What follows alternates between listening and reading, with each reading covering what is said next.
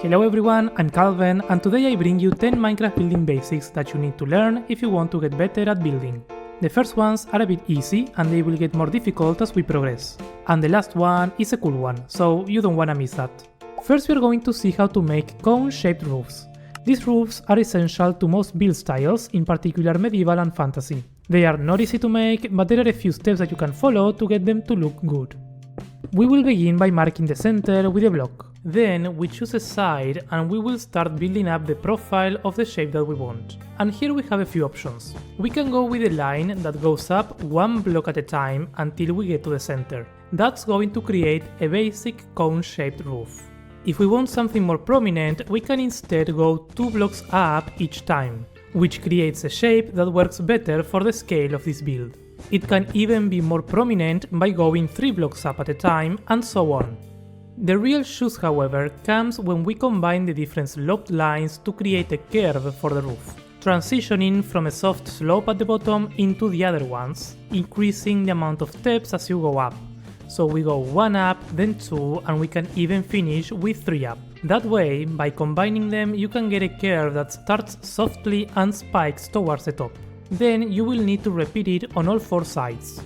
Here I want it to be a bit more prominent, so I'm going to change this to 3 and the last one to 4.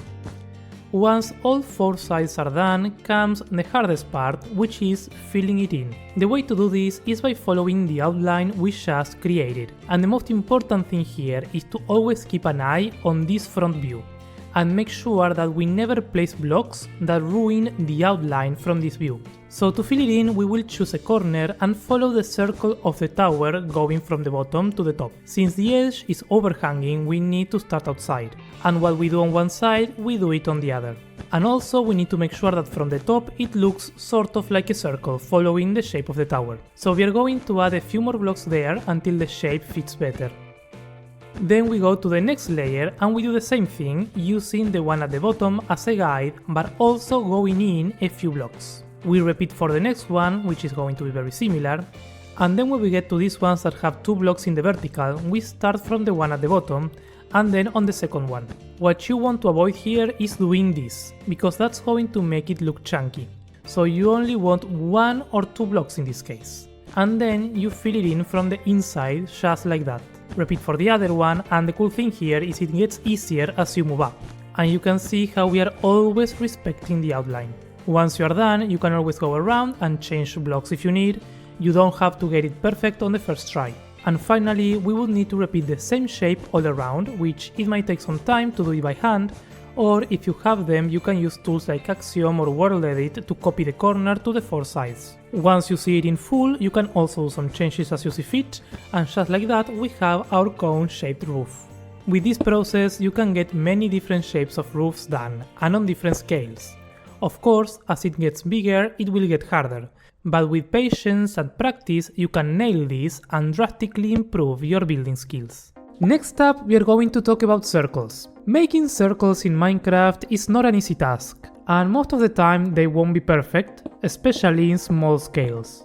But learning how they are made can really help improve your shaping and your general understanding of curves. For instance, let's begin with 5 blocks, then we go to 2, then 1, and then 2 again. This segment, repeated all around, will create a circle of radius 6. For every circle, it's all in that segment, and then you just need to repeat it, which of course will get more difficult to do as the circle gets larger. For example, this one starting with 5 blocks, then we go to 3, then 2, and finally 1, and the same to the other side. If we complete this one all around, we will end up with a circle of radius 11. This one might not be perfectly circular, it could be improved, or we could even use tools like Axiom, World Edit, or sites like plots.uk to get mathematically accurate circles, but the point here is for you to make circles in manageable scales by hand, because you won't be able to always resort to external tools, and this is a good way of training the eye when doing curves for different builds. Of course, if you already know how to make basic circles, you can take it a step further and smooth them out to get them as perfect as possible. And for that, I recommend you go watch this video from my friend Benji where he explains everything in depth with clarity and detail. But again, here I want to focus on the basics of this and how to use these circles, for instance, to make the base of a larger tower. If we start with a large circle at the bottom and then a smaller one at the top, we can then link them up using curves, and to do those curves we can follow the same principles as we do for the circles, and simply by doing this we can build up the wireframe for the base of the tower. And then of course we need to fill it in, similar to what we did for the roofs. Speaking of the roofs from before, we can tie this back to that, and for example we could use these circular shapes to fill in circular roofs. Diagonals in Minecraft are difficult, and building with them even more. However, if you begin including them in your builds, you will notice that they are actually not that difficult, and you will master one of the best ways to make your builds look 10 times more interesting. Let's begin with the most basic diagonal, which is going one block at a time, and that's gonna make a 45-degree angle. Then we can have one that goes 2 blocks at a time. This one will have a softer angle. In the same way we can go with 3 at a time and so on. As long as you don't change your step, you will always get a line. If not, you will get a curve instead, like this one. But how do we make these diagonals work when building, for instance, a house? Let's say these are the 2 opposite walls of a house, then to connect them sometimes I see people do this and just go with a straight line between them. However, that will make the house look like it's been skewed, which might work in certain cases but not in general. So to connect them instead, we need to use the same diagonal but in the opposite direction or perpendicular. And maybe we'll readapt the rest as we go. That way we can get a rectangle that is oriented in a 45-degree angle. The same applies for the other ones. If we have a 3-block diagonal, then to connect them we use the same one but in the other direction, just like this. And on the edges you need to make sure to have this connection like that. We will end up with a rectangle in that orientation instead. Once we get these shapes done, we can build them up to get the walls of our house in place. Then we will need to create the roof. The trick here is that we just need to create a shape that follows the same diagonal. So we align to it and follow along while creating the shape of the roof that we want. Here you might find this issue where it ends up with a 2-block center instead of 1. And that's really not an issue, but if you wanna get rid of that, you just need to build it 1 block out like this, and then remove the previous one. Then we bring the same shape to the other side or build it up again, and once we have both extremes we just need to connect them following the same exact diagonal from side to side this time. It will leave some gaps, but for now don't pay attention to it, just make sure to connect everything following the diagonal and the height of each one. And now yes, to fill in the gaps we just need to fill them here underneath so we don't ruin the original shape of the roof. And like that we can get the shape of the diagonal house done. The exact same technique applies to the other diagonals. For instance, we will fill this one in by following the diagonal from underneath, meaning we will go 3 at a time, and that way we can end up with something like that. And then to fill it in, this one is a bit more complicated, but the concept is the same, we just need to follow the same line all across. The more you practice these diagonals, the easier they will become, and you will then be able to make your creations look more interesting by combining different builds in different orientations more easily. Now that we know how to do circles and diagonals, we can talk about arches, which are a central build asset of many build styles, from medieval to gothic and fantasy. You can use them to make bridges, doors, towers, windows, aqueducts, and more. When it comes to arches, there are many different scales in which you can do them, from very small ones to decorate your walls and overhangs to large ones for big epic structures. For the small ones, there are many different designs, and here are some basic ones that I really like using on my builds. For the big ones, you can use tools like Axiom to, for instance, paint a circle on a wall and then extend the bottom half all the way to the bottom. If we then get rid of it, we can create the base shape of our arch, which then we can polish with walls all the way down on the sides, stairs and slabs. But once you have a design that you like, how do we make these arches actually work on our builds? Because as we saw, if our house is on a diagonal like the ones we made before, using these wouldn't be so straightforward. For example, let's grab a copy of the 3-block diagonal. If we want to use this design as it is, it would leave beads and holes behind. So what we need to do is to replicate the shape of the arch by following the wall behind us. So the arch goes 5 across, then we add the stairs on the corners and the trapdoors all in the edges. That way you can see how the arch is now following the wall orientation. If we try to make it work for this other diagonal, it might be a bit more complicated because this one has one step on each time, but still following the same principle and attaching the arch to the wall, we could do something like that, and this would work really well for a door. Or in this case, if we repeat it all across, we can get a bridge for an aqueduct, for instance. Then, if we get these arches on different diagonals, we can then combine them to create a shape that goes around the central point, similar to what we did for the circles before. That way we can get a cool shape for a tower, for example. While applying this technique of making these arches work in diagonals, you will find spots where the trapdoors or the stairs won't exactly fit. That's where you need to adapt. You can leave some trapdoors out, you can bring them forward, move the stairs around. That's up to you to make those decisions, but bear in mind that this process gets more complicated if the arch design is more intricate. So I will recommend starting with simple shapes like these ones to practice. This next one is a concept that is key to elevate your build style. It's the usage of different depth layers on your builds. To show this, let's begin with an example. Let's use a simple and classic palette to make 2 basic houses. No fancy colors or texturing, just cobblestone and oak planks. The most common thing to do here is to go and carve out a door on the front, a window to the side, a bit of detailing at the top, some plants all around, and that's it. Which honestly looks good, there's nothing wrong with it. However, if we want this to look more interesting, adding layers of depth on the design can draw our attention to it a bit more. For that, we can use some of the arches from before and layer them, starting large at the front and making them smaller as we go inside the building. And then of course we can place the door in the center. This is something that we can also apply to windows, where we can not only go inside but also add layers of depth going outside of the house. On larger windows even, we can make use of the depth to create window lattices by combining fences at the front and trapdoors at the back, just like that. Or on the roof, it can also be a good idea to add another layer on top of it following the same shape, which is a simple way, yet very effective, to make it look more solid, strong and more interesting.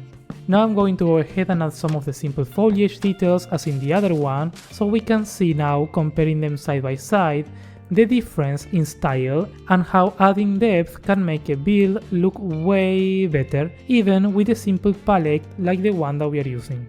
Of course, this style has the drawback of eating more interior space, which you then might need to cover with fake walls and such. But in general, for large builds, adding depth is something that is worth learning and practicing. This next one is something that we've already been doing a little bit, which is shaping with small blocks. It's very important to learn how to do this. There's so much power in the smaller blocks, and builders are constantly finding new ways to shape and smooth builds as much as possible. But here I want to go through some basics that are useful to begin applying these to your builds. There are many ways to think about shaping, but 2 that I find useful are either counting roughly the number of pixels of each blocks, that way we can start on the full block, moving down to the slab, which is half, and then the trapdoors, which is a bit less than a quarter of a block.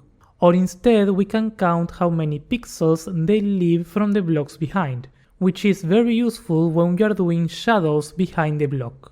In general, I will say that horizontal shaping like this is something that most people already understand, because it comes a bit more naturally. Yes, you can get more into the details and use signs and other stuff to smooth it even better, but in general where it gets more complicated is when we need to do vertical shaping. So let's say we have a straight line going up. We don't have vertical slabs to do a smooth diagonal line like before. That's where walls come into play.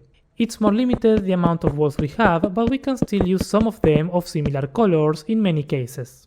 Then after placing the wall, if we want to keep a smooth line, we need to use glass panes. And even though they are not fully opaque, they work really well if we count the amount of pixels between each step from a full block to the wall and to the glass pane.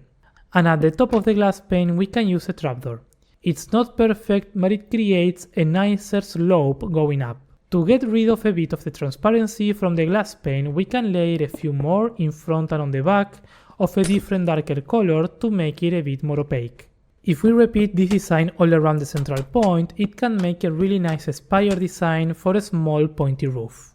Now let me show you how to apply these smoothing techniques on, for example, the house that we've done before. Let's make a copy of it, and I'm going to change the color of the roof to mud bricks so we can use the walls. Now here on the roof we can smooth the horizontal edges by using stairs, slabs and trapdoors towards where it's more flat, and as we get to the top where it's more vertical we can use glass panes here where we have a 2 vertical step. Then where we have 3 blocks in the vertical we can use a glass pane and a trapdoor to smooth that one out. The same on all of those that are 3. And where we get to a 4 block step at the top, we can use the full wall, glass and trapdoor to smooth that line. So now you can see side by side how much it changes the way it looks. On the left, where we smooth the curve, against the right, where it's just full blocks. I'm gonna copy and flip this to the other side so that it's full, and if we want, we can do the same on the underside of the roof, where we can also use open fence gates, which are useful to smooth 1 block jumps from underneath. And in the others we do the same with walls, glass, trapdoors and slabs, ending up with a nice and smooth looking result like this. Up next we are going to talk about glass tricks. If we layer different glass colors, for instance in these window designs, we can get colors that we would normally not be able to get with full blocks. The way this works is something that I've learned from Bismuth, so go check that channel out. But basically, if we place a bunch of glass of the same color next to each other, it doesn't show any difference. It's the same as if it was a single block. Now, if we instead leave some air gaps in between them, you can see how the color begins to stack up and the opacity changes. And if we layer more, it will get stronger and stronger until a certain limit where it loses all the opacity. But of course, you can see that if we want to use this, it would take up a lot of space. Luckily, there are 2 ways around it for smaller builds. One of which is intercalating different colors, that you can use not only to increase the opacity but also to create different colors. Or the other option is instead of using full blocks, you can use glass panes, which if you notice, they leave air in between them even when placed next to each other, making it possible to get the same effect on a reduced amount of space, which is what we are using to create a brighter light on these windows, for example.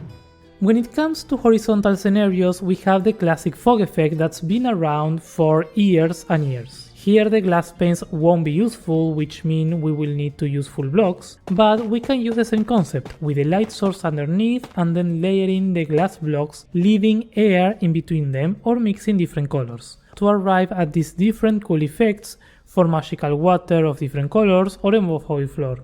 If we have a large scale window and plenty of room to play with, we can build these gradient windows with the glass panes. The way this works is something that I learned from Bismuth again.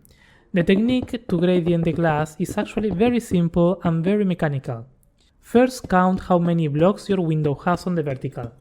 In our case we have 16. Then choose 2 glass colors that you want to do the gradient with, and starting at the front of your window, do half with one of the colors. In my case, I'm gonna do 8 white glass panes.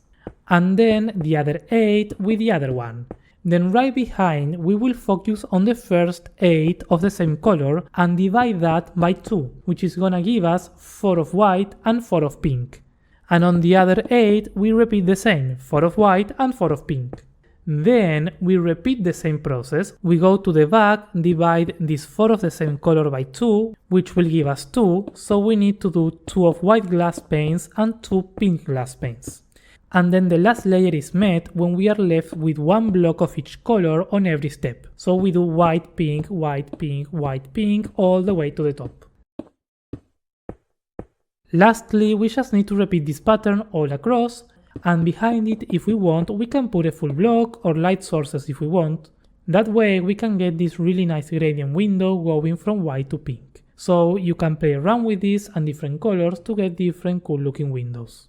One more application case for the glass panes. There are so many that I could give you, but it is very useful to create custom fires by combining and playing around with the full blocks underneath, the full glass blocks, and the shaping that comes with the glass panes, which if done well can create really magical looking fires to decorate and bring life to your builds. So far we have explored many different tools and techniques to create different types of builds, but now comes the problem of how to connect them together. How to use all this information into one larger build without making it look repetitive or boring. The key points here are symmetry and balance. Let's suppose we have this tower, a house, and a small arch to decorate things up a bit. We can arrange this in a symmetrical way, with the tower in the center, the house at the front, and the arch coming out at the front as well. This would be a symmetrical arrangement where everything is on the same vertical line and oriented in the same direction. Another symmetrical arrangement could be something like this instead, where we also rotate the house a few times and make something a bit more interesting. Another option is to arrange them asymmetrically. For that, we could shift the tower a bit to the side, get the arch at the front, and for the house we could use a diagonal design instead on the side. In most cases, not always, asymmetrical arrangements can lead to a more interesting result. So I really recommend you explore this way of building. It is a bit more challenging though to get things to work when it's asymmetric, so what can help you with that is thinking about the balance. And what I mean by that is try to think where the center of your whole build is. When it's all in a straight line, it's very easy because the balance center is right here halfway through. However, in this case, the center will be shifted a bit to the right and down because of the diagonal house. You can think of this as if the larger part of your builds are pulling the balance center closer to them. So in general, what you want to avoid is having your balance center very far away from the important elements of your build. In our case, the central part of the build and where I want the attention to be is on the tower, so I want the focus to stay relatively close to it. Adding a bunch of buildings at the bottom, for instance, will move the central point closer to the cluster of houses and take the attention away from the tower. In this case it's not terrible because the yellow window is still a very strong focus point. But in a case like this, where the cluster is here at the top, the center point of attention would be roughly around here, making it look as if the build is about to fall down to the side. Another important aspect of making our builds look good comes from the actual surroundings of our build. It's not the same a build that is on a flat light blue concrete plane than the same build on a small hill surrounded by trees, boulders and grass. The setting of the build is crucial both from a storytelling point of view and the presentation of it, while also it can help with the balance that we talked before.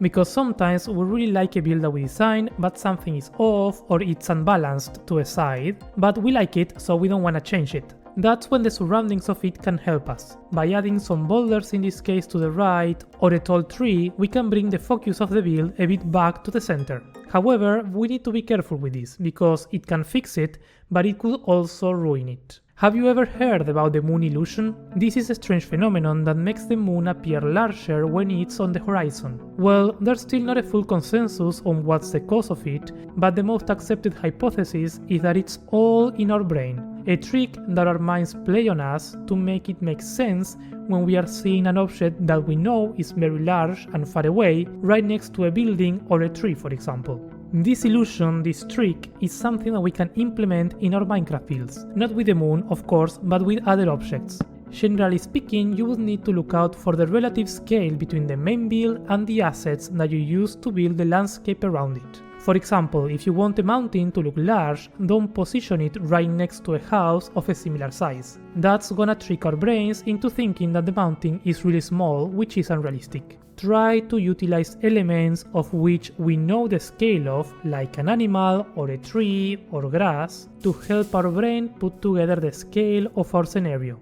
We can also play with perspective, adding for instance something up close and our main build far away. As an example, here is a mega build that I'm working with Deep Sky Miner, a friend of mine, where we are applying all of that in different scales, with the red hooded person at the front, the castle at the middle and the large mountains at the back. This setting really helps to sell the idea of both the human scale of this scenario and of the castle against the large mountains. As you can see, they are all far apart from each other to achieve that feeling of dimension that we wanted. But coming back to simpler builds, you can achieve the same effect in easier ways, by adding fences along a path up front, by adding some small rocks, grass, vegetation, or even just doors and windows on a house, which can help us identify the player scale, and our brain will adapt everything else around that. On number 10, we are going to talk about saliency. Saliency is a term that refers to the ability of a stimulus to capture a person's attention regardless of the task or goal they were previously engaged in. What is that? This is a term that I first heard about when learning about game and environment design, and it's something that people that work in those areas use to help them predict and indirectly control the player movement, especially in open world games. The term saliency packs many very interesting things, but in this case we are going to focus only on the saliency applied to architecture, since it's the most easy to translate to our Minecraft builds. There's a very interesting study where they showed people two images of the same building. The first one with a door and a flat wall, and then another one with two windows on the side photoshopped into them. They showed this to a group of people and told them to just look at them. Meanwhile, they recorded their unconscious eye movement utilizing eye tracking tools to learn where the people were looking at most of the time, which translates directly to where their attention was. The result speaks for itself, showing how our eyes are heavily drawn by contrast and intricate shapes, ignoring flat surfaces like the one of the empty wall. This also shows how our brains are wired to focus on windows or doors, and that is something that we can do in Minecraft with our own creations. We can incorporate elements like an entrance or a large window with a scale comparable to the one of the whole build. That way we can be certain that most people's focus and attention will linger for longer time in those places. Knowing this, we can also focus on putting all the details and hard work of the build close to where the attention is going to be, and maybe keep it less detailed in those areas far away from the main focus points. As an example, here is a build that I made taking these things into consideration. It's undeniable that the main attention is towards the center, where we have the big arches and the portal, which is also where I dedicated more time into polishing the gradients and colors. Then towards the outside, the towers get more simplistic without that many details, or at the bottom where it gets more messy. Look at the difference now if I cover the arches of the same build and turn it into a flat wall. Even with the texturing, the entire build now stops being interesting, with the less detailed towers standing out more. Or another example where instead of a door, we have a big window with a lot of fancy details around it. Doors and windows are not everything that can increase saliency. Changes in patterns can also bring our attention to them, changes in the shapes, changes in size, or even changes in color. All of these can help direct our attention to certain areas. Use this information wisely when designing your builds, keep all these ideas in mind and apply them where you see fit to make sure that your builds stand out from the rest. And with that, we finished the 10 building basics. If you found them useful, don't forget to like the video and subscribe. I hope you learned something new today. This has been Calvin, and I will see you in the next one. Goodbye.